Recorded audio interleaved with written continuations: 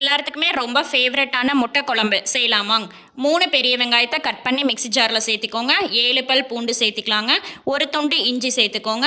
1/2 table spoon சீரகம் சேர்த்துக்கலாங்க. 10 மிளகு சேர்த்துக்கோங்க. 1/2 டேபிள் ஸ்பூன் சோம்பு சேர்த்துக்கலாங்க. ஸ்பைசஸில் வந்து ஒரு அன்னாச்சி மொக்கு, ஒரு துண்டு பட்டை, 2 கிராம்பு, ஒரு ஏலக்காய் சேர்த்து தருன்னு அரைச்சதுக்கப்புறம் 1/2 டம்ளர் தண்ணி விட்டு நல்லா நைஸாக பேஸ்ட்டாக அரைச்சி விட்டுருங்க. தாளிப்புக்கு வந்து பார்த்திங்கன்னா நல்லெண்ணெய் விட்டு 1/2 டேபிள் ஸ்பூன் சோம்பு, கருவேப்பிலை தழை, நம்ம அரைச்சி வச்ச பேஸ்ட்டையும் சேர்த்திட்டு 3 தக்காளியை மிக்ஸி ஜாரில் கட் பண்ணி பேஸ்ட்டாக அரைச்சி ஊற்றிக்கலாங்க. அதுக்கப்புறம் கொத்தமல்லி தூள் 2 டேபிள் ஸ்பூன் சேர்த்துக்கோங்க.